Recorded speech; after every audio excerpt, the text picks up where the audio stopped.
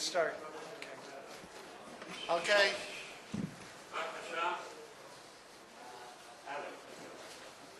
All right, we're going to continue with our international perspective. Our next speaker is going to talk about Africa. Please use the microphone. Please use the microphone. Okay.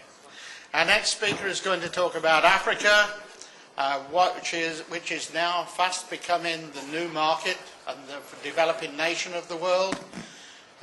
We figure that after Africa, maybe the last port will be some of the Latin American countries, and then guess what will become known as a developing nation. But Africa is very interesting, and our next speaker is going to give us a real perspective on what's happening in that great continent. Thank you. As they say in English, you're going to have to switch gears perspective very quickly, because I'm going to be talking about a part of the world where you still have a very young population, where those who manage to age are still a minority, and where the context in terms of the challenges, the health challenges, are very, very different. Let me begin with some with an overview to put you in the context in terms of the health challenges of this part of the world. I'm not sure if you can see that very clearly. But what you're looking at is, I used Nigeria as a comparison. This is information which has been gathered from the World Bank, and you can always access it directly. But as you can see, for example, in terms of not numbers but expenditure, the amount that's spent on healthcare, and by the way, all of these statistics have to be qualified, all of them, because they're often quite difficult to obtain, and they're subject to considerable margins of error. But if you look at it, for example, Nigeria, health expenditure per capita is $23 a year as compared to almost $3,700 in advanced countries.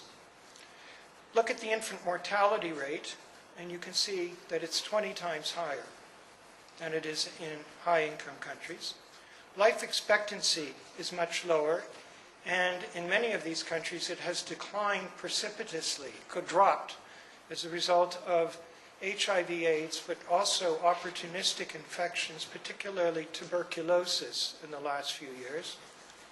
Then you have what is again a staggering statistic. Look at the maternal mortality rates. More than almost 40 times higher.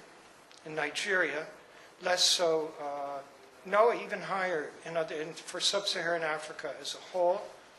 And then you have the incidence of tuberculosis. And of course, the under 5 mortality rate is very, very high indeed. Now, if you actually look at it statistically, what it's saying is approximately you have, in terms of infant mortality, 10%, because it's per 1,000 births, die at birth. And of those that live, 20% manage to reach the age of 5. Then you have what we call the disease burden, and that's measured in something called dailies. And you see here what that measurement comprises. This is from the WHO, the World Health Organization. And again, in many cases, the figures we have, in this case for Kenya and Nigeria, are underestimates because of the problems of reporting data, accurate data. Now, this is in absolute terms, so to get a sense of exactly what we're talking about, look at the disease pattern, and we compare Israel to these countries.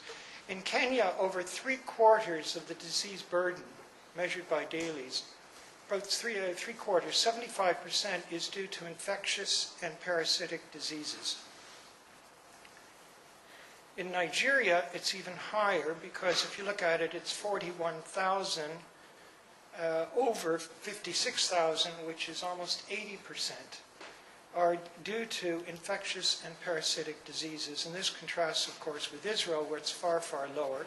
And of course, the opposite obtains in terms of the relative importance of disease burden when it comes to non-communicable diseases. I'll skip over and also, by the way, I just want to point out, again, look at the figure for tuberculosis. It's very high. and that's an infectious disease. And what's particularly worrying about tuberculosis is that we now have multi-drug resistant tuberculosis, which when it occurs is fatal. It's not treatable. And it's growing. And it's closely linked with the incidence of HIV/AIDS. Oh, by the way, the other point here is that, and this doesn't come out in this statistic, but it does in the next slide on mortality, which I will not dwell on, is that while people are talking about HIV/AIDS, in fact, the killer still, and also the disease burden, is still malaria. Now I'm going to turn to, so this basically explains the focus on primary health care delivery. So it's a service. And I should have retitled the slide that you see in front of you as saying, well, you have it on the left side. We're talking here about one segment of the primary healthcare system, which is the public sector. And this is what I would call the idealized version, what they would like to achieve in Kenya. It was drawn together by a colleague of mine, Professor Maureen Nafula, who's at the Strathmore Business School, which is in Nairobi, Kenya. And you can see the tiered system that it involves. At the top, tertiary hospitals, secondary, primary. Then you have various health centers, dispensaries, and the interface that takes place between these dispensaries and clinics. And that's where the real action is supposed to occur. And your village, your community, and your households. The government policy in terms of delivery is something which they call a Kenya Essential Package for Health. And the objectives, and I think they're all very laudable, are to promote individual and community health. And there's supposed to be an emphasis on what they call the periphery levels. That was the lowest segment of the system. And also, very important, as I'll come back to in my presentation, is the question of decentralization of decision-making, because it's all very centralized, very bureaucratic at the moment. And again, a very laudable objective, but which is very difficult to achieve in practice, which is to allocate much more of the resources that are available. And as you saw, they're not very large in either relative or absolute terms to these lower levels. So what is it that the lower levels are? What do you have? You have levels 2 and 3, which are the next to lower. They were just slightly higher up on that pyramid, and they were supposed to promote health promoting, or they're supposed to be predominantly health promoting and preventative care, also some curative care services. Level 2, lower down, to act as an interface between the community and the physical health system. That's more curative health as opposed to health promotion. And this is very important. The dispensaries are supposed to be the system's first contact with patients, given the nature of the disease burden. The higher levels of the system to undertake mainly curative and rehabilitative activities. This is what we would call the objective, the normative view. It's not what exists in reality. And again, actually, as it exists, you can see the distribution of health facilities by level of care, which seems to match, in terms of outreach, the sort of picture that the public policy is trying to achieve. The level 2 are clearly, there are far more of them. This is a distribution by Kenya's different provinces. And then as you go higher up the system, which is moving this way, you can see that the number of facilities, again, these are public facilities, and I'll come to the other ones in a minute, become fewer but much more elaborate. Let me say in advance that these take, within the public system, at least 80% of public expenditure. Even though the objective is to get down to here, in fact, most of the money is still spent here.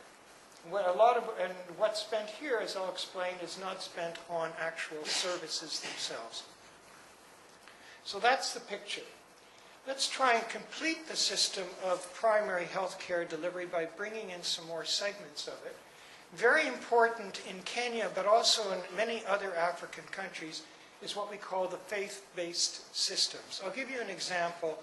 There's an organization called the Catholic Missionary Medical Board. They operate a string of 21 district or lower level hospitals. and there are similar organizations. The Muslim community is beginning to develop its own system as well, but they're much further behind. They are a substantial component, not so much in numbers, but the proportion of the overall number of patient, let's say, groups that they are treating in terms of that overall disease burden. There's now a recognition by the government of the need for some form of partnership. There used to be one into the 80s. It was dropped, and they're now trying to reintegrate the system. So it's not a question of substitution any longer, but of complementarity and partnership. Another important element in primary health care is going to be the integration or mainstreaming of what we might call vertical types of interventions. What do I mean by that? All of you have heard of the global campaign against AIDS. The Americans have their version, which is coming in. Others are financed through the WHO, the UN AIDS organization. There's also a WHO-mounted effort on dealing with malaria and TB. These are vertical interventions insofar as they are very narrowly vectored on a particular set of diseases. But, as you will note here, they have to broaden their spectrum. So anyone dealing with HIV/AIDS, that's antiretroviral therapy, necessarily has to deal with opportunistic infections, in particular TB. So they have to broaden a bit their initial narrow vector. They also have to deal with pre- and postnatal interventions, the transmission of AIDS, for example, to infants, things of that sort, dealing with mothers that come in who are HIV positive. And they also, and this is probably the most important point I can underscore, have to deal with what is emerging as chronic care of what is a public health concern. With the advent of antiretroviral therapy, provided it is properly administered and becomes accessible, which has been the first target, the first objective, there is now a huge problem facing these countries, which is that if people are not dying of AIDS, then the question is to maintain them on antiretroviral therapy. They're talking about an AIDS vaccine. I don't think it will happen in my lifetime. So you're talking about maintaining people on an antiretroviral therapy, which involves a fairly complex protocol, for the rest of their lives. And this is also a public health concern. Why? Because unlike many of the diseases we talked about, if I take something which is a chronic condition, let's take diabetes, if I'm not taking care of myself, I harm myself, I'm a burden on the public health system, yes. But in the case of HIV/AIDS, if I develop full-blown AIDS, then I will also probably contract tuberculosis, and that can spread to people who are not HIV positive. And that's, if you think about it, a crushing burden for these countries, which is a major public health problem which has to be managed very carefully in terms of antiretroviral therapy. But the other point I want to make about this is the fact that it's not just a medical intervention. Administering the drugs for antiretroviral therapy is certainly not enough. You have to do other things. You have to deal with nutrition. You have to deal with the provision of that's a proper diet. Provide people with food, clean water, proper sanitation, and often employment. And often you have to provide other incentives which keep them motivated to stay on their antiretroviral therapy, including the practice of what is called a caregiver. In many programs, no one gets antiretroviral therapy unless they have a designated member of the family and community who is responsible for maintaining that person on that antiretroviral therapy. So you can see that the tasks that is facing at the lowest level these primary deliverers is a huge one. And then there's, of course, the question of community education and, most importantly, support through the community to remove the stigma which is typically attached to those who are HIV positive. Then completing the system are your traditional healers, what I call other service deliverers, and here I would put very much high on the list pharmacies. And by the way, that's not unusual, because they once did a survey in my country, Canada, where they asked people, well, where do you go for advice? And by far, the largest single group that was singled out was people go first, not to their doctor, and we have a full socialized medical system. They go to their pharmacist. And the same is true in this part of the world as well. So what are some of the problems facing the task of in terms of restructuring the system? The system, and I'm using Kenya, but I found the same in other African countries, is that it's doctor and medically driven, not health driven. And that's a very important distinction given what I've just said, for example, about HIV/AIDS and antiretroviral therapy. Also, that most of the budget, of the public budget, and indeed in the faith-based system, is actually still devoted to curative care. Approximately 80% is still going to curative care, but that's understood because most of the doctors are situated in hospitals and they have the first claim on the budget. What's left over, about 95%, at least in my sample, if you go down to the clinical level, is actually spent on salaries and the maintenance of the facility with very little left over for anything else. In Kenya, if you're operating within the public system and you want to run a hospital or even a second level type of operation, you have to first of all have an MD. Why?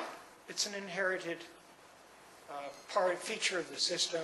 Old habits die hard, but this has a major influence. I'll come back to the next point about the lack of strategic management skills, which is the capacity to think outside the system. People don't. There's an absence of computerized financial management and records and controls. In the public system, but also in the faith-based system. I talked to one individual in the Catholic board who mentioned that when they finally began to bring in a computerized financial management system, they stopped what is used to euphemistically called leakages. They lowered them by 85%. And they began to recover most of their costs through revenues. There's a lack of compatible electronic health records at the most basic level. You visit many of these clinics that are dispensing antiretroviral therapy, and you say, do you have a patient list? It's a foolscap sheet of paper, and each day they mark down patient number 1, patient number 2, patient number 3. And there's no record. But if you think about it, this is a huge problem, because how do you track these people? How do you ensure that they a retention rate?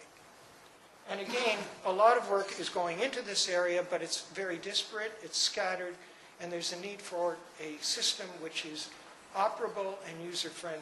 And I'll come to that in terms of innovation in a minute. There's unenlightened personnel management.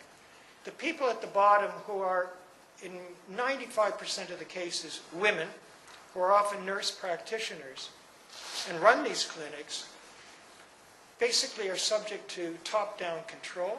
They have a very limited career track, and they lack motivation in what they're doing. So there's a human element here which is hugely important in terms of how you incentivize these people through more resources, greater decision-making power, an opportunity to learn more and advance in their careers.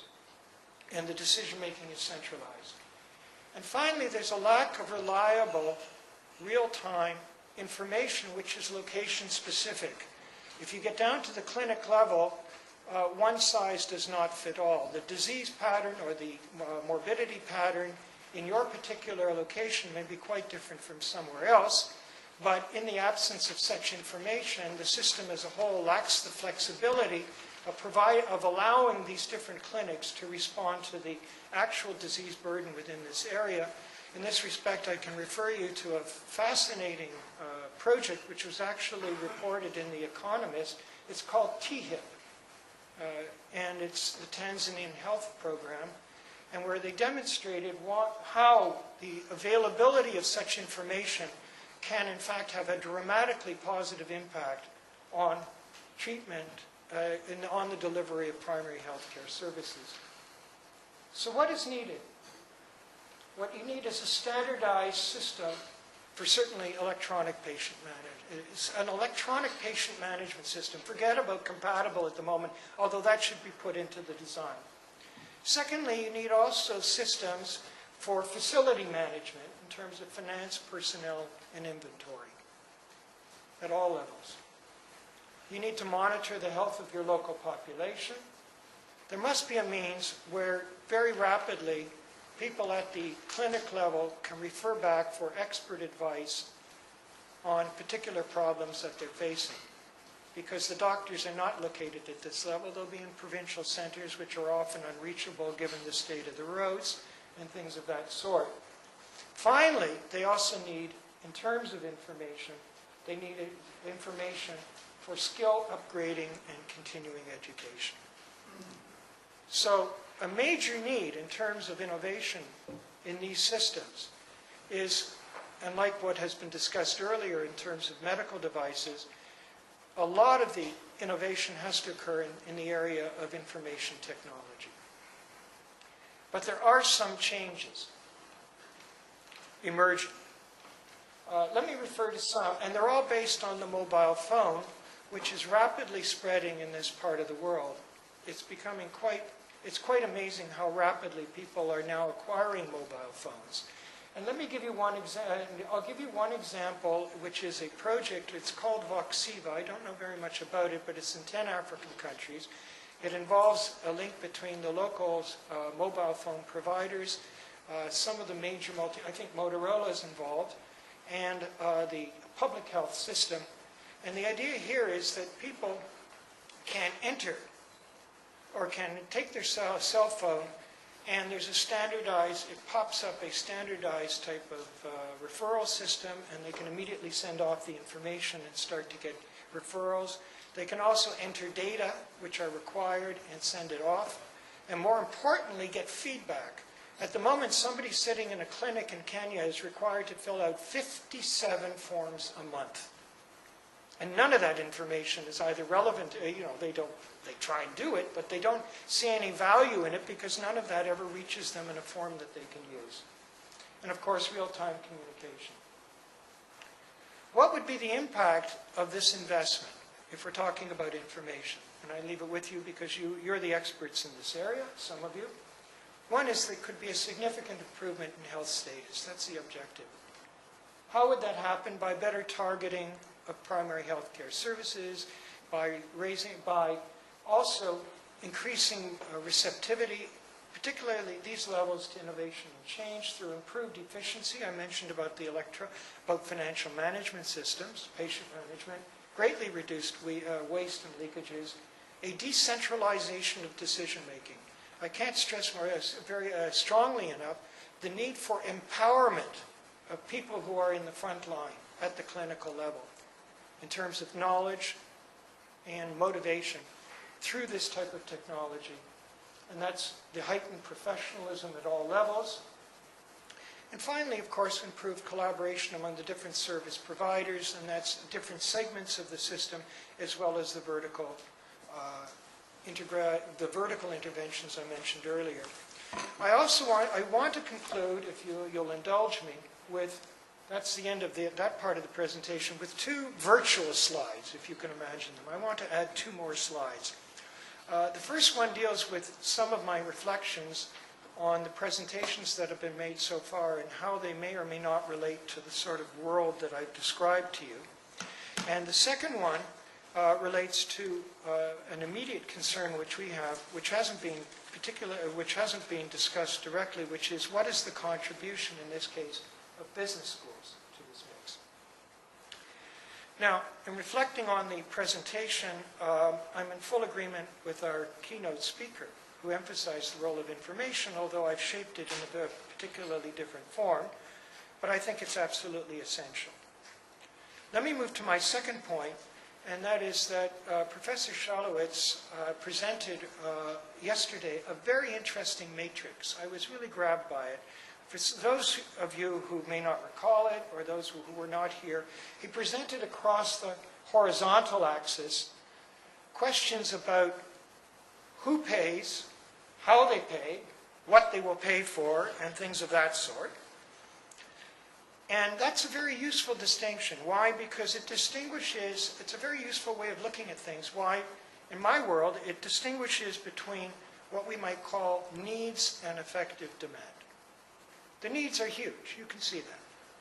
Effective demand is hard to search out, to winkle out. It's there, but it's not the same. What you have, as an economist would put it, is the classic case of externalities, of diseconomies. Namely, you have a huge public need, but having it totally market-driven is not a solution. So that's one point. The second one is that his horizontal axis, who pays, what they pay, and for what, also helps us to distinguish between two concepts, very important again. One is the question of the cost, but the other one is the question of financing. And here there is enormous scope for financial innovation, because it's a question of what type of insurance scheme, what should it cover, how should it be paid for, and underlying that, of course, is the whole question of equity. How do you reach those and provide access to those who need it the most? The other thing is that his matrix, at least along that horizontal axis, also raises, again in the world in which we operate, questions about who are the key drivers of the policy agenda. I mentioned about what, you can see from that, and at least in the world in which I'm working, it's not the patient. It's often not even the government. We mentioned that here in their policy. Often it's the international donor community which comes in with support, welcomed, but don't forget they have their own policy agenda, and perhaps more importantly, their point of accountability. Who are they accountable for? People like the World Bank, the WHO, and even these foundations. They're not accountable necessarily directly to the people in the country concerned or to their governments. They're accountable for a whole set of political and bureaucratic criteria to other groups. That's not necessarily a bad thing if you recognize it, but it does mean that there's not necessarily a convergence in agendas. And of course, Professor Shalowitz, in his presentation, again, I want to play with this matrix when I leave this meeting, also on the vertical axis raised issues about the importance of the legal and regulatory concerns, economic factors, cultural factors, which as you can see here will be paramount, and I'd add another one, I forget whether he had it there, which is the institutional infrastructure, which is a hugely important issue in terms of designing interventions. My third point of reflection, third area of reflection, which was not formally discussed here but mentioned by Mike Radner in his introduction, is the model that you presented in GATIC. I think it's written up in the introductory areas. And that's about alliances and partnerships among key players. And you had mentioned in that, and I have to go through it again more seriously, about companies, academia, government, the financial sector. Fascinating. I'd like to look at this issue afresh in sub-Saharan Africa because such partnerships, let alone technological clusters, are in fact very fragmentary. What you would have is ideally partnerships among government, the not-for-profit sector, which is actually very substantial indeed, academia, the community, and I put toward the end, but not necessarily underplay it, the private sector. Those partnerships that exist among these different groups are often done in an ad hoc manner. They're cobbled together very quickly. They tend to be short-term in their horizon. They tend to be very narrowly vectored. I mentioned the case of HIV/AIDS. And most often, they are glued together by external funding. And when the external funds disappear, so does the partnership. So there's a role here for what I would call institutional financial innovation of a high order, which would be to take some of the thinking that goes into operations like GATIC and recasting them in terms of how they might best be formed and developed in this part of the world. My last point in reflecting on the presentations up to now deals with the whole question. It was raised again this morning about established and destructive technologies. We have examples of what I would call the successful adaptation of established technologies. I'll mention one, computers. I saw just before I came over here the Negroponte $100 computer. And it works very well. And it works on batteries. You can wind it up. And that would be a tremendous opportunity to basically begin to handle some of these questions at the clinical level. Although I would add here that that's the easy part. The hard part will be the whole question of data management and retrieval. There's a whole area there. I mentioned also mobile phones. I think there's a huge scope for development in this area. And finally, there is work going on software, but it's often, again, fragmentary. It's financed by different competing groups. And it's certainly not, in the end, either dedicated or shaped with the needs of the frontline people in mind, and certainly not the patient or the community. So there's a lot of work to be done there. But we also require a fresh look. Again, that was a phrase used this morning, new solutions. One, and I have to go back to it, is that yesterday there was mention of some of the new medical products that are coming on, which are non-intrusive, relatively easy to operate, and these could be absolutely essential higher up in the system for what I would call early detection. Very, very important. Here the question will be one of not just low cost, but particularly the question of easy maintenance. A very important consideration. Another one which I think where we need fresh thinking is on the question of what I would call expert learning and referral systems.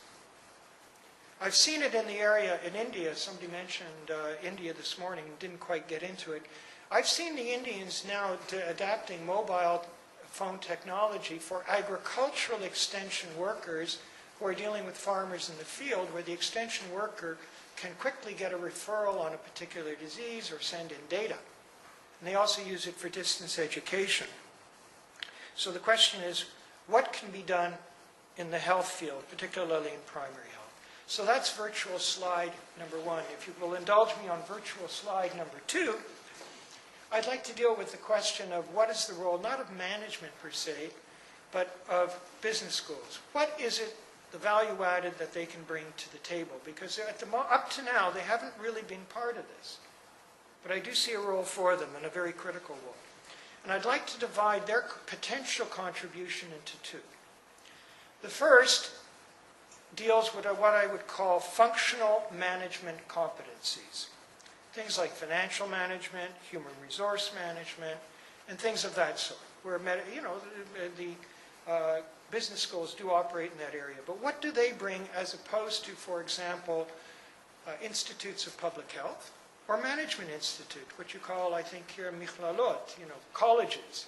What is it that a business school brings? And I'm not talking about the flashy MBA. What they bring is a very different mix. Number one is they are client-driven, not what I would call supply-driven. That they are thinking about the end user, or they should be. And if they're charging, they definitely have to be thinking about that. So there's an element of accountability in what they provide. Secondly, good business schools provide a multidisciplinary approach in their way that they look at things.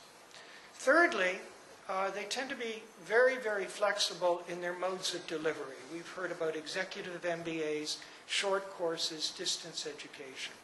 They have developed the tools, the learning platforms, and this could be, again, very, very useful. A fourth, which is very important in the world of higher education in that part of the world, because it doesn't exist very easily, is flexibility in curriculum design and in the revision of curricula, which again is very important. The final one, which I put perhaps foremost of all in terms of what business schools, a good business school ought to do, is what I call the element of praxis, of bringing in the practical world and application as opposed to just theory. And here, I think that the use of the case method in teaching is absolutely critical. It's beginning to be developed in some of these countries, where they go out and they actually look at situations, and then they come back and they use a well-written case, not just for financial management or human resource or strategic management. They're basically putting the student in the position, as well as the lecturer, of having to sort out a real-world situation, where there's not necessarily the correct answer, there's simply a choice of options. So that's what business schools can bring at the functional level. or competency level. Then there's the question of what I would call the strategic level. And here I see business schools as being able, again, if they're doing their job properly, they put themselves under pressure to think outside of the box, bring a fresh approach, redefine the problem. Look, we have a different look at resources and where people ought to go. Whereas planning, and I use the word planning in these systems, tends to be very linear, very hierarchical. You have a plan, and then you set it out, you have a logical framework analysis, and you're there. That's not the way the world operates in reality. And business schools can help break that box. The other one is that I think that they have the capacity to begin the long-term task of re-engineering and restructuring the system. Engaging with people who are within it, bringing them along, and restructuring the system over time.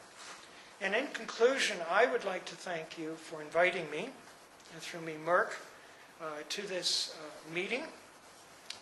Aside from the excellent hospitality and the coffee breaks, you've given me intellectual food for thought. As I've tried to explain in some of the reflections, I have others, I've had on the presentations up to now. And I hope I can reciprocate in a way by trying to kindle among some of you an interest in what I would call a very large segment of the human global market. And one where effective demand, at least, is hard to necessarily ascertain. It is there, and we'll dig it out. But where there's no question that the needs are absolutely compelling in the most basic sense of the word, life itself. And also, it's a part of the world where I think that the type of Israeli-based sourced ingenuity, creativity, initiative could potentially make a very significant contribution. Thank you very much.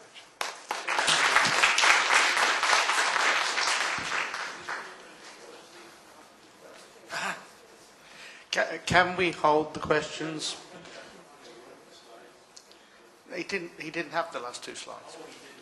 How could he have them before the conference? Can we hold the questions and have our next speaker first? Because I believe our next speaker will address some of the IT issues that were going to be addressed, and I think we can have a more lively discussion thereafter. So I would invite... Oh, here she is. Come in off to my right here. Pnina Vortman, she's a senior manager and IBM Academy of Technology member. She's from IBM Research Haifa, and she's going to talk about IBM's global health systems programs, which I believe have taken account very much the requirements of regions like Africa. So, Pnina. Hello. I hope I will be able to provide you with some insight into IBM activities. I must say that I was very much debating about, what should I tell you more? Should I tell you more about what IBM is doing in this area globally, or what we in Haifa are doing more specifically? So I kind of try to balance more towards what we are doing in the IBM research towards the healthcare and life sciences area. What I would like to cover, first of all, I think that it will make my life easy because everybody talked about the drivers, so I will just try to point into some, let's say, different specific areas in those. The inhibitors are one of our big problems. Then what will happen to those that will not change, and how we address these challenges in IBM research and specifically in IBM Haifa Research Lab. So there are 5 drivers that I think most of us already discussed and talked. But the main issue that I would like to start with is that we all know that change is inevitable. And the real question is, how can IT help to address the change? So we know that it will not be possible, the change will not be possible with the help from the IT community in general. And when I say IT, it's very broad. And the 5 drivers that really drive the change, globalization, you talked about quite a lot. But globalization, just to point to one more, it means that healthcare is now moving from local to region, from region to national, and from national to global world. So this is the direction that the healthcare services are taking. Consumerism, I think that was discussed by Joel in the beginning. And again, people know much more on their own, the internet doctor. Aging was discussed very well this morning, and I can say that in 1999 I led a study on IT for seniors in IBM. And that was 1999.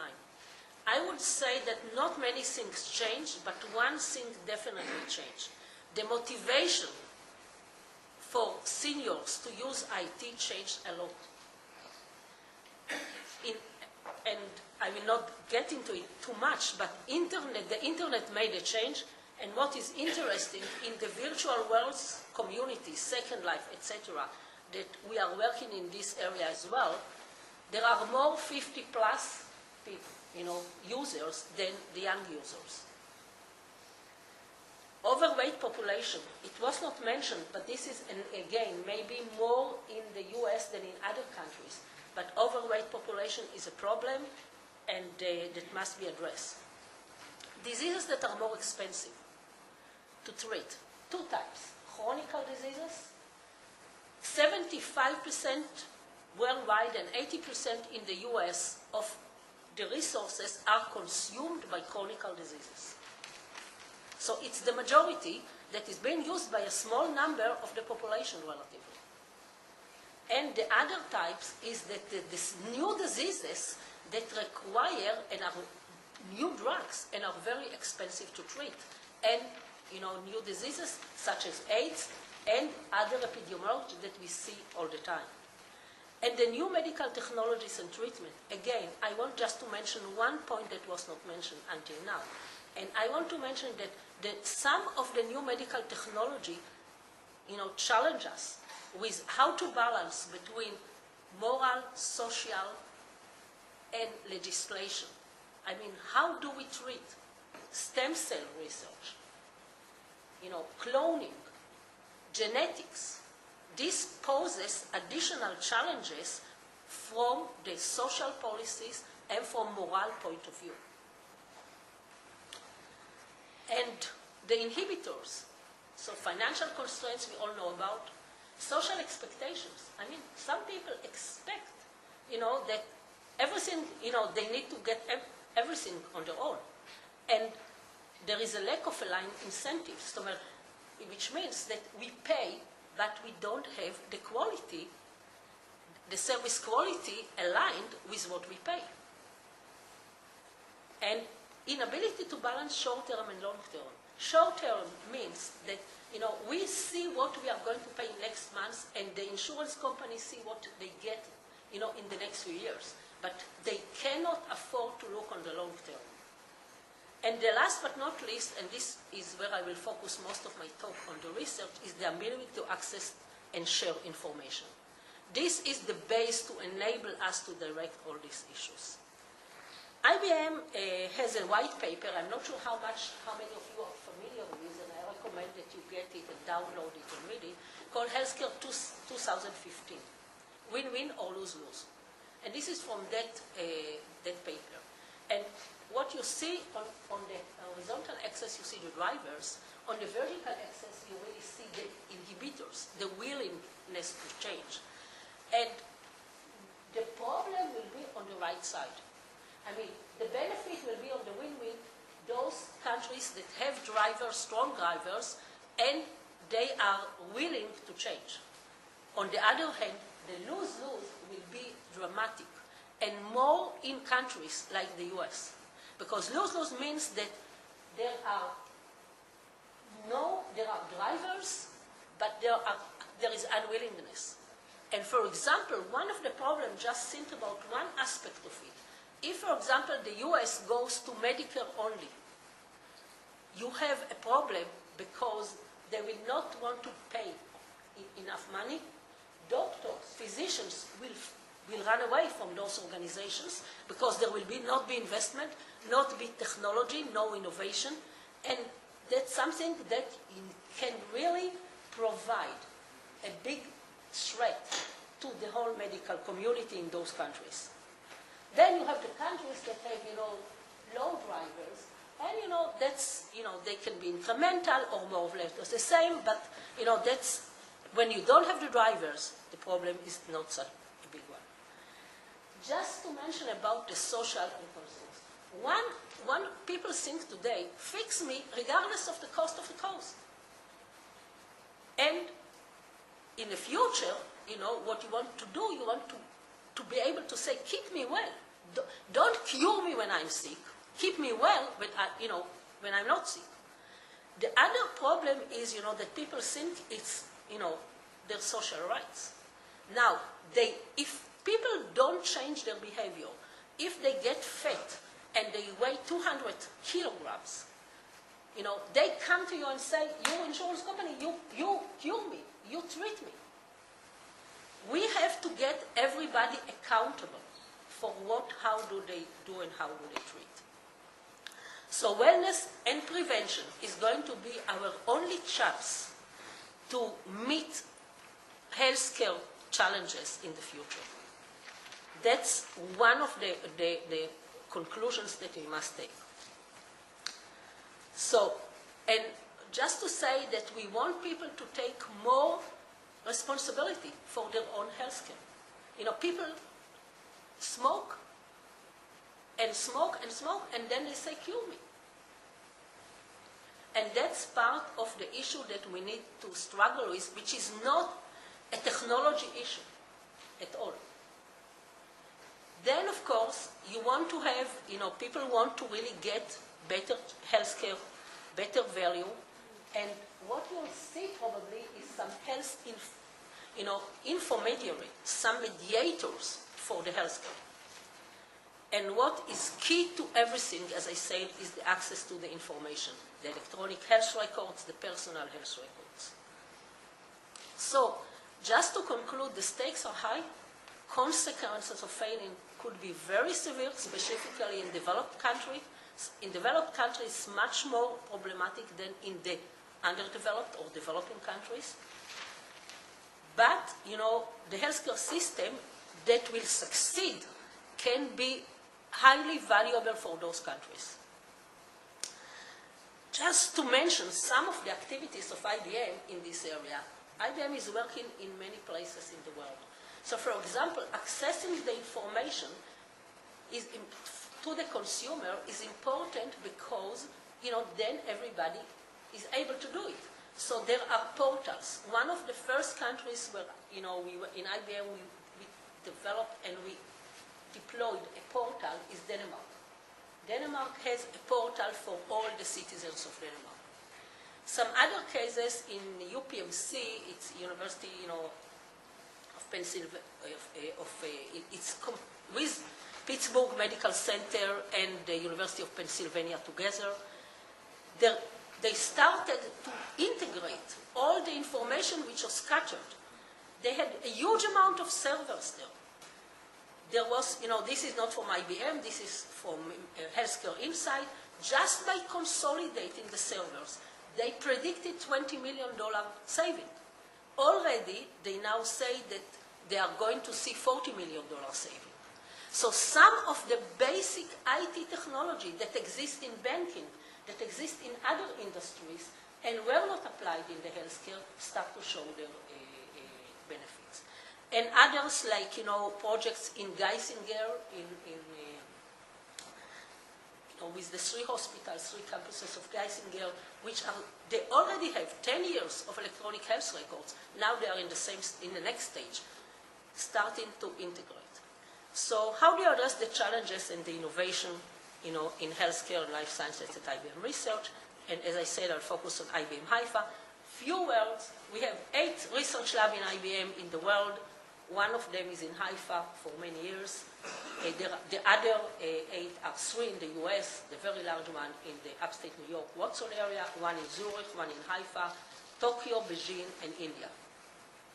And of course, you can assume that the Beijing and Tokyo and India, are growing very fast.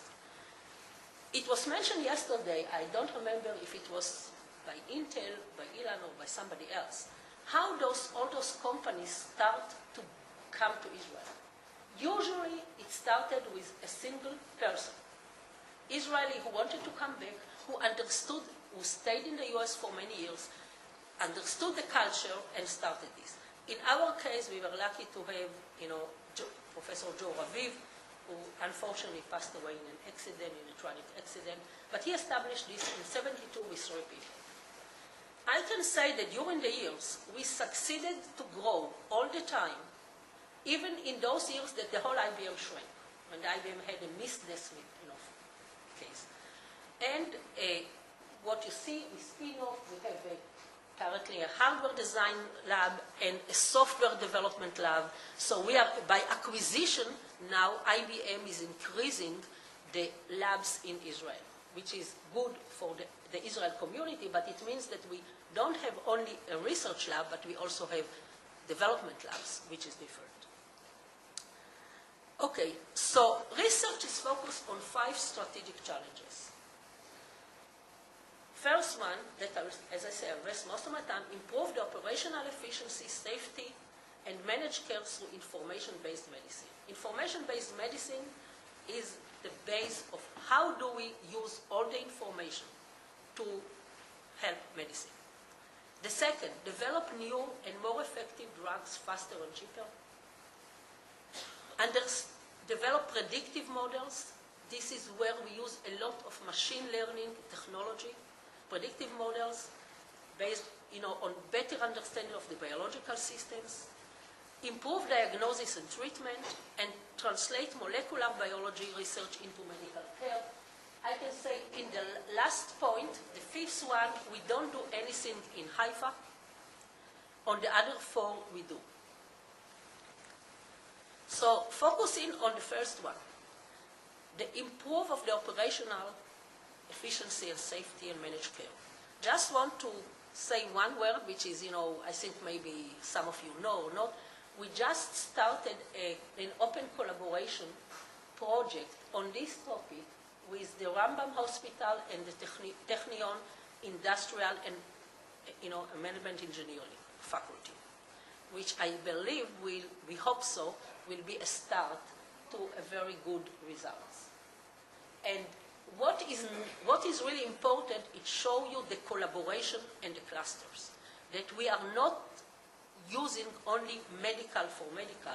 We are taking an engineering school, a business school, a human engineering specialist, an optimization specialist, and we combine those disciplines. Because multidisciplinary is one of our key strong points in Israel, and specifically, we need to take advantage of it. And the closeness of the Technion, IBM, and Rambam Hospital together is an outstanding benefit. So, if you look at everything, why we are talking about so much on information, what we do, we collect and store information. And this has to do, we talked about the mobile devices. If we take the measurements, we take, all the home care. If we don't collect the data and store it, we shall not be able to use it later. Then, we have to process and analyze the data to get some understanding out of it. We need to exchange it with other parts. And another aspect that I will just mention one now, but I will not be able to talk about it because of time, data preservation.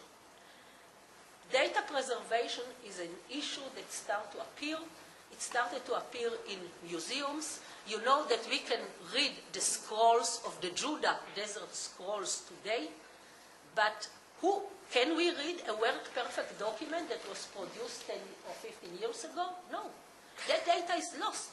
So we are on a brink of, the real, what we call the dark ages, digital dark ages. And when we talk about medical information, even for us, if life expectation is 90 to 100 years, do you know if you'll be able to read the JPEG standard which is now being stored in 60 years from now? 50, 40? We don't know. So that's another aspect that we are working on. I'm not going, as I said, to talk about it. Information integration exchange, this is one of the focus. Personal health records, independent health records, banks, that is another concept. The data preservation and the large storage. We are talking about petabytes of data. Then managed care through mobile.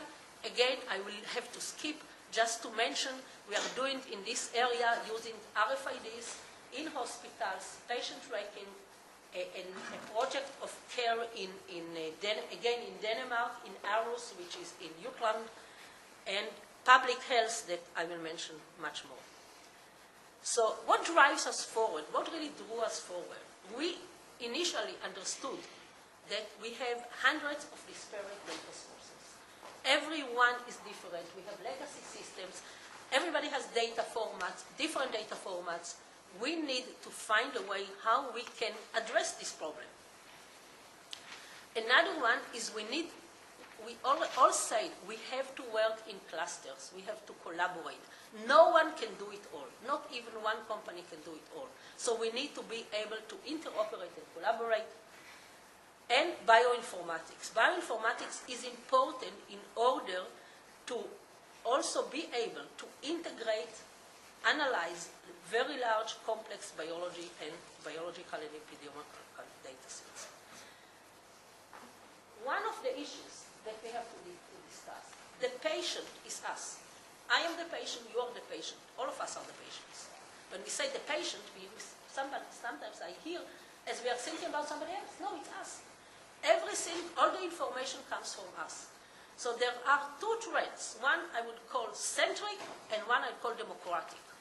The question is, who has the control? Who is the owner of this information? But everything is coming from that information. Everything. The research on the medical devices, on the drugs, on everything is coming. So we have several stakeholders. And I just mentioned here 5 stakeholders. One is the healthcare provider. And sometimes it's government and sometimes it's private. One is the pharma or the medical devices companies that develop drugs or medical devices. Another one are all kinds of biology and medical research centers. And you have the payers, which are the insurance companies, and you have governments, and you have public health, which is part of the government. Each one is really interested in our data coming from us. And we are in the middle. So there are sources, everything is going to the other organizations. And we need to be able to do it in an efficient way, because otherwise it costs a huge amount of money. And there are some differences. As we say, it's disease-centric, it's patient-centric, it's project-centric, depending on the organization. However, we are all talking about different views on the same data. And there are some additional, like you have regulation that have to go to the, in the case of medical devices and pharma, you have regulation. In the cases of, medical research, you need to be able to anonymize, de-identify the data. Privacy issues is critical. So standards, regulations, and budgets. This is what will enable this collaboration. This is, I would say, much more complex, but just to have a view to understand, all, I would say, the elements that are coming from our data. The patient is the source of the information. And everything, it goes to the medical devices that are developed, new medical devices, clinical trials, information, research. If you look at this, I don't want to go into details. I'll just say that new treatments, all of this, we are both the guinea pigs as well as the producers of the information.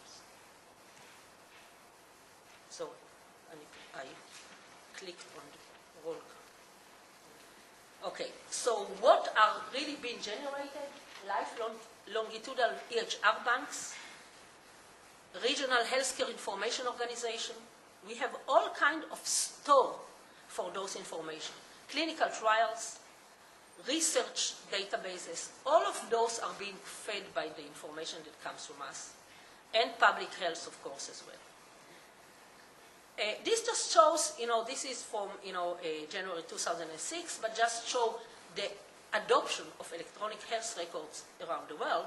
But what I would like to say that this is what it's been predicted that over the next decade, more than 3 billion people will have electronic health records,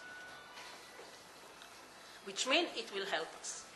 So what are we doing? As we say, we want to interoperate and integrate the information, the medical information. One of the standard organization in this area, which is the IHE, the Integration Health and Integrated Health Enterprise. This is, in the RSNA. It's one of the organizations that started with also with the radiology community, where the adoption of the standard was really prevailing, because we know that in PACS, in modalities, in the medical imaging, everybody is using standard like DICOM. This didn't happen in any other line of healthcare. HL7 is not prevailing as DICOM. So the model that they define, the standard they define, they call it XDS, Exchange Document Services, Clinical Affinity Domain.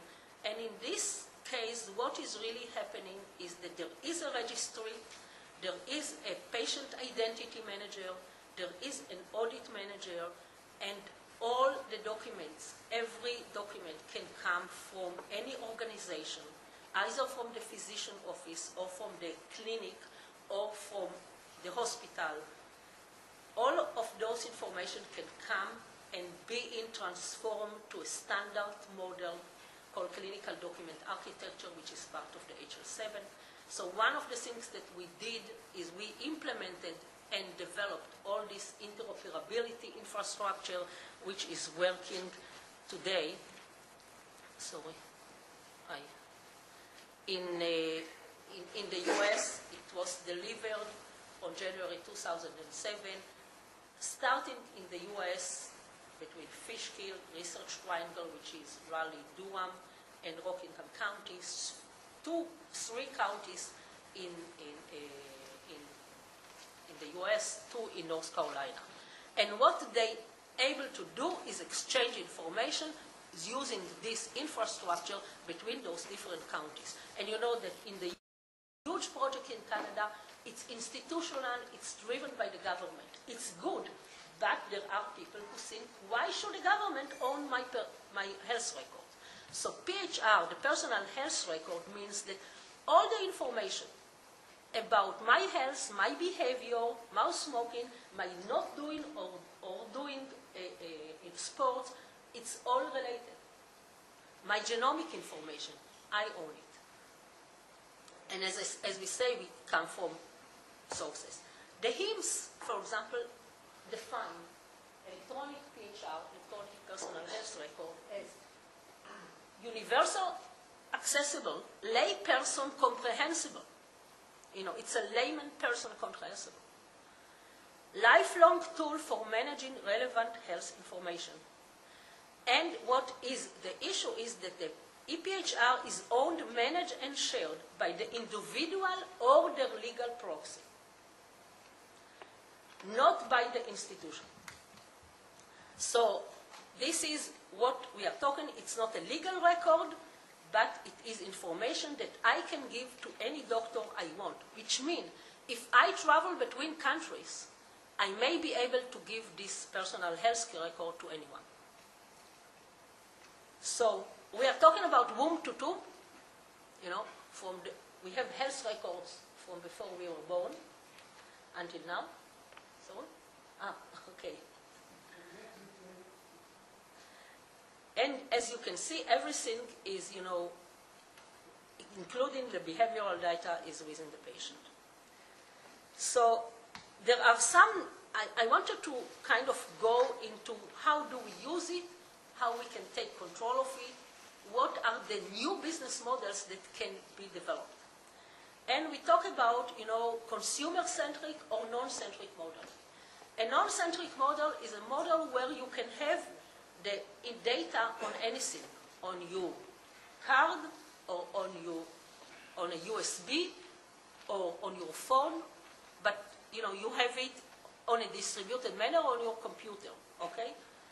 But the whole idea is that you have health record banks.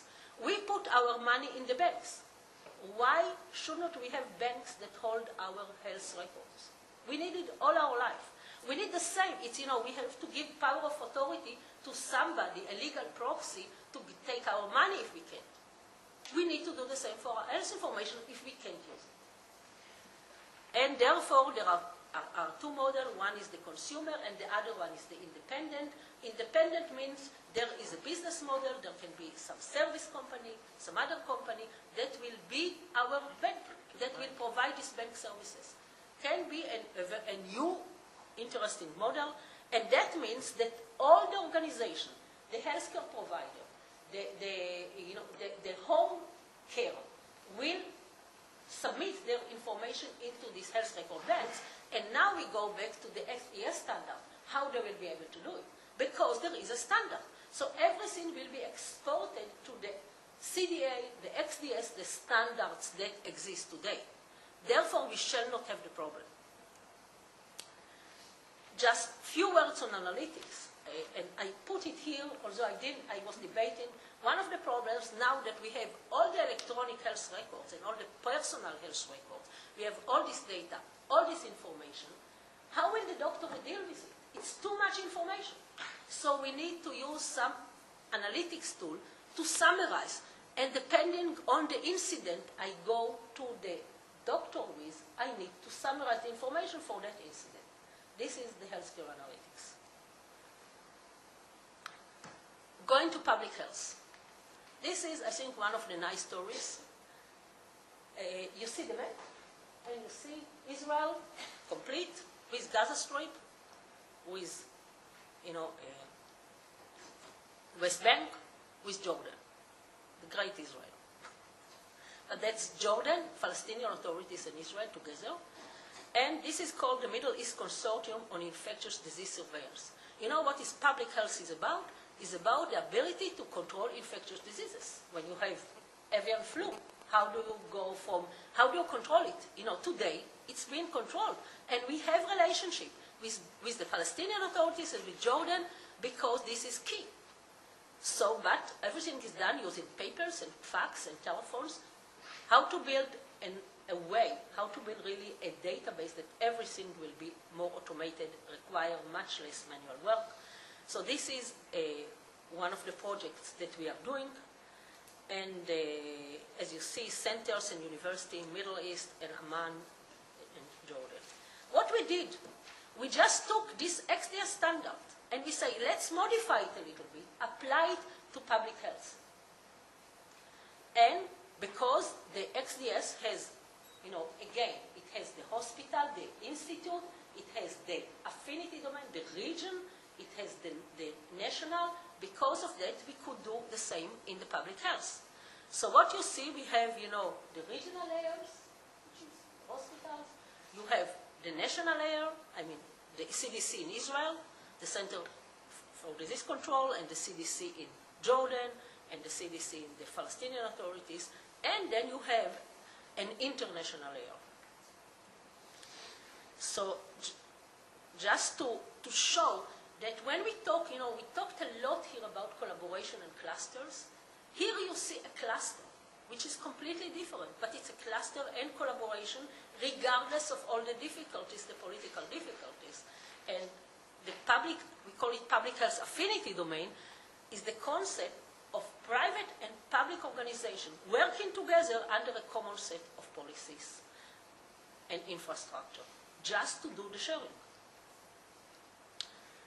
In addition to that, in order to analyze the information, what we call health analytic, we have developed together with a sister lab, the IBM Research Lab in the US, STEM, which is Spatiotemporal Epidemiology Modeler, it's a modeling, and contributed that to the open health framework. There is an open health framework.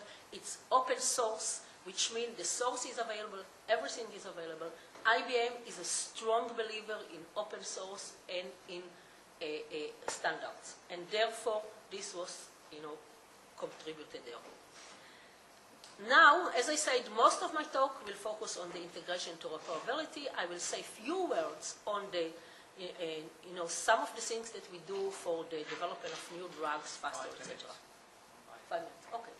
So one thing is, up to now, there was no way to integrate medical imaging in the document compliance regulatory FDA's, CIFA 21 party level, which is called, into the regulatory of the FDA. We did it with a large pharma company, so now all the medical imaging are part of the whole process of drug discovery. And why it is important, for example, in UCSF, they are looking and they are researching Alzheimer, requiring scanning, brain scanning. But if it's not regulated, if they cannot use this as a document, like another document, a report of a doctor, it's problematic, and therefore we integrated the two, so we have now a regulated medical imaging repository. Another one that we started in 2001 was the clinical genomic, correlating the clinical and genomic information, key issue for the future, to be able to do personalized drug, to do personalized medicine, personalized treatment. And one of the interesting things that I want just to add here, part of the work is really analytics. I'm not talking a lot about the health analytics, which is part of it. Health analytics is key. And one of the things that we did working with the University of Virginia was to look at 700,000 records, genomic records. And what is important is not to see only the correlation between a specific disease and a specific DNA sequencing. What is important is, can we learn from those people that are 90 plus years old, they smoke all their life, they don't eat well, and they are still very healthy? What they have in their DNA sequencing, they make a difference. And I would like, and Dr. Amnon Shabo from our lab, he's the leader in the clinical genomic, added to the standard, and there is a part of HL7 clinical genomic work group which added to the standard, just to show how it's worked. So you'll have it, you have a decision support application. This will be used, we hope, by every doctor as a genetic counselor. Oh, sorry, I'm missing. And some of the open collaboration we do in this area with Harvard, for example, in genetics and genomics, with Mass General in Boston, and with Hadassah, we did with Hadassah in Jerusalem. So there are open collaboration in this area. Almost at the end, one of the other global pandemic, I mentioned the public health, but this is another aspect of it, and this is one of the things that are being done, Project Checkmate in the US, and the EU Resist over in Haifa. EU Resist, and I will say more about the EU Resist. Checkmate is, again, prediction, the ability to predict how diseases will be infectious, how they will spread. But the EU Resist is really nice. This is a European Union, and I think European Union is a great contributor to the research we are doing here. And what we have created is the largest resistant database in the world. This is for HIV virus, AIDS, interest to Africa, and one of the problems today that they take all kinds of tests from people, and it's very problematic, it takes time, it's expensive. And what happened, we get data from Siena University, University of Cologne in Germany, and Karolinska in Sweden. All this data was, again, unified. Everybody, as you know, had their own format, their own structure. The unification is not only on the structure, it's also on the terminology. Terminology is different.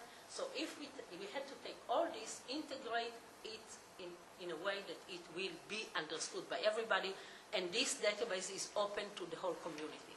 And it's today the largest resistant database in the world.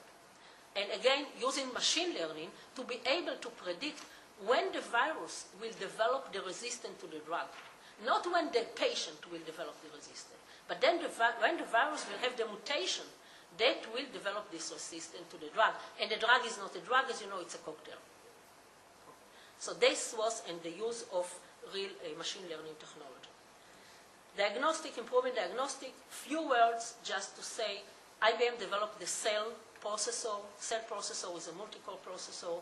It developed it with Toshiba for the Sony PlayStation. And it's being applied to medical imaging. Medical imaging can benefit a lot. It requires the same capabilities. And from results that we ran, and this is related to registration, you know, there is a problem with image registration. So you can see the reduced time from from the 5 hours to 11 minutes, and then to 5 minutes and seconds. So you see there are the differences, and there is ongoing work in this area: search, segmentation, volume estimation, change detection. And the future, what you can see, if you don't see, wow, all of this, new jobs are different. Okay, what do you train? Okay? Thank you. So let me just finish with a few words. You know, that will be the last slide. The next generation can mean many things. We are in a next generation topic here. So you can see what it can mean to some of us. My goal is to die before there is a technology version. And I want just to add one additional thing here that during the conference I found out. The collaboration in order to develop, I heard yesterday the 3 great talks from the Technion PhDs, which is, some of them are here, from Marcel and others. Those type of development can benefit a lot, but they will take at least probably $100 million investment and 10 years to get to the market. And this is correct for many, many of what our development and what we do in the medical, healthcare, life sciences. In order to reduce the time and the cost, we need to collaborate. Because what happens today, the FDA will take 7 years. The cost of the clinical trials, how can we reduce it? How we can collaborate with the FDA and those organizations to make them a stakeholder, part of this, part of the investment, part of the desire. The other thing are the insurance, the reimbursement. Reimbursement is a big issue. Once the company finish the FDA approval and get the approval, they have to start with the reimbursement negotiation. And again, in the insurance companies, if the payers are part of the process, of the research, of the development, maybe we need to find a way. This collaboration is really critical. Thank you. I will extend by 5 minutes. I know this gentleman down here has got at least 2 questions. But, there's a microphone coming down here, and then there's a...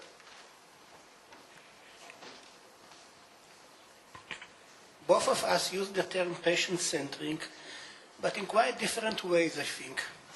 And I would like to clarify that. For me, patient-centric means that my data, lifetime, here in my pocket.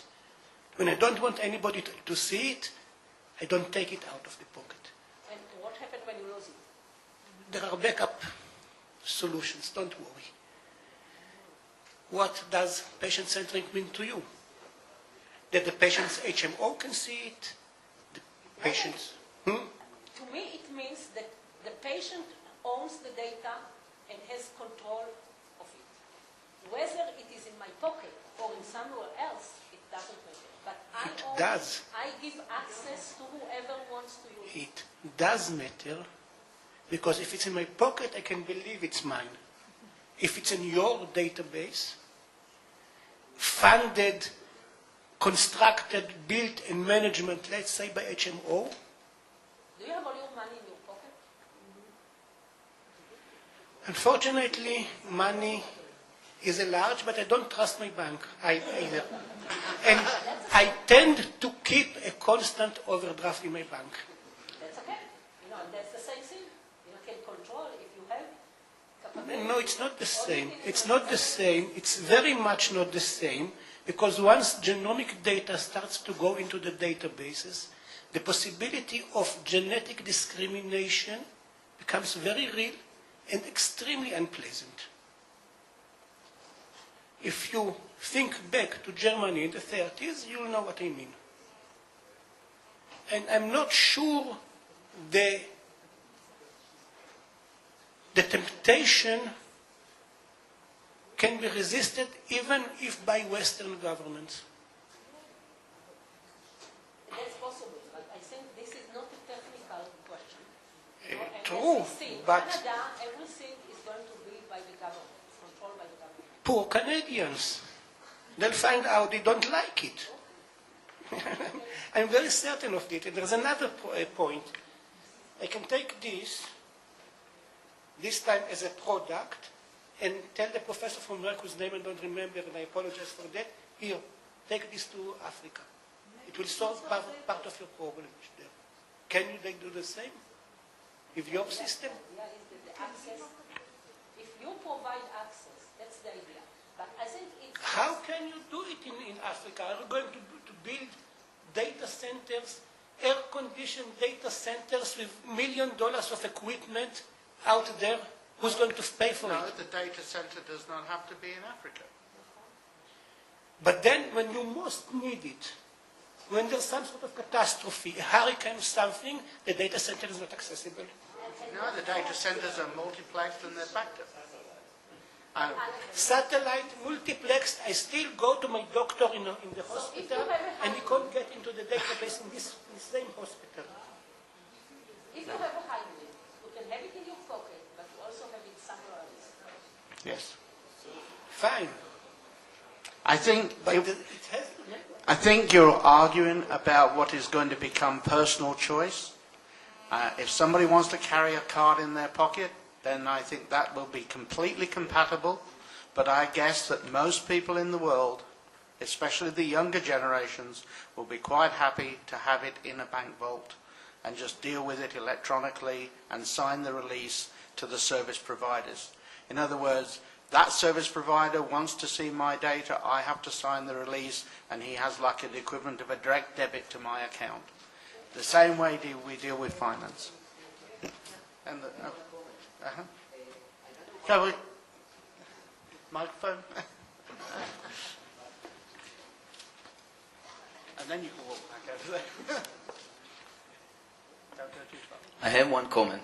I don't know what about your pocket, but what about having all the information inside your body? Why not put the chip implantable? But again, it's an option. Okay. To the left, two questions, one and two. Philosophically, Three questions. One, two, three. First of all, I appreciate that for a long time the research is done at IBM in Haifa, in this area, and personal records and everything. I just would like to know how much did it move now from research to actually IBM selling in the market? Are we there or not yet? XDS, for example, this implementation is called HIE. That moved to the market. The clinical genomic work that we did is a solution from IBM, used by Karolinska, used by others, moved to the market. So What about the original personal record, Sorry? medical? Is it in the market? Is anything that They are- IBM sells today? as I say, the XDS implementation, the HIE, You did. is the clinical genomic solution they do. Two questions. On the end and then in the middle there. And then we'll go I live in the States, and I think what you're doing is fantastic. However, as a patient, I think it's wonderful, but as an employer, I know I would try and get my hands on the information. I know the HMOs will as well. And my wife is a lawyer, and I know the legal situation in the States. And this will be litigated tremendously because information like this, which is so valuable to employers, and once it's on the web, there are people who know how to crack into it. So I think it's extremely dangerous to put this on web-based systems, and also genetic information about people you're going to be able to put on. There are tremendous problems, and more important than encoding for money transfers, encoding for this information, because once released, it's out forever. First of all, I agree with you. I want to comment. As I said, this was the last. This is kind of something we do for the future. It's not for today. We are working today, as I mentioned, on the organizational, institutional, like in the Canada InfoA, like in Geisinger, like in all the other places. That's today. I agree.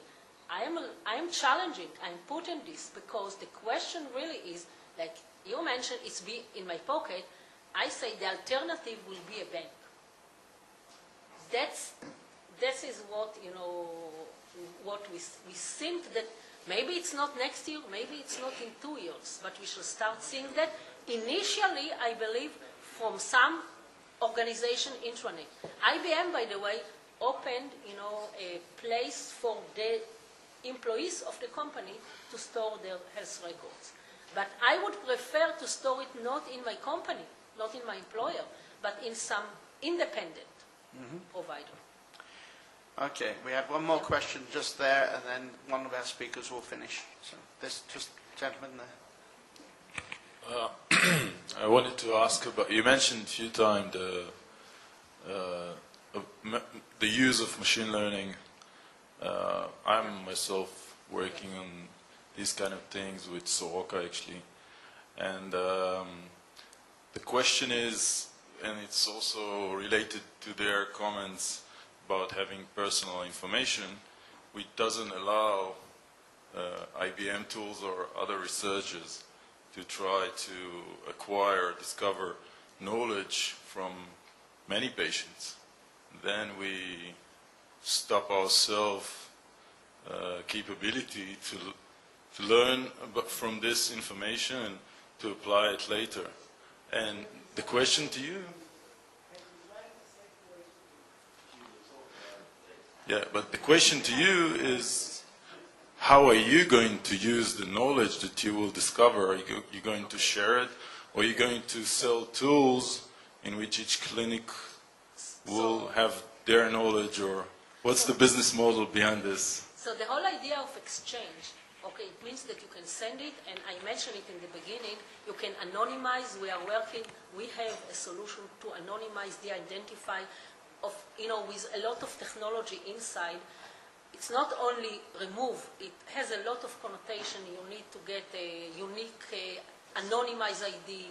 There are a lot of issues related to that, and you have maybe to use k-anonymity type of algorithms and some scrambling algorithms. So there is a package we are working on for all the de-identification and for the method to validate that you really cannot re-identify. So that's part of the work. It's not isolated. See, it's part of the work. As I say, today everything is institutional. It's not democratized at the moment. Okay. We're going to continue this debate over lunch, but Jeff Fine's going to make one last either question or comment, and then we will adjourn to lunch. Just a comment, since you mentioned about the Canadian government investment in the health records, to put it in a very simple perspective, because presumably it was done with the concurrence of the provinces who actually run the systems. To put it quite simply, I can go into a major hospital in Toronto, these are all publicly financed hospitals, have a whole series of tests done on me, have them completed, then walk down, go several blocks away, go into another hospital, have another battery of tests done on me, have various things prescribed, and the two hospitals are not talking to each other at all. It's as simple as that. And this is why the government started the information. And that's why they started it. So I'd like to put it on a much more operational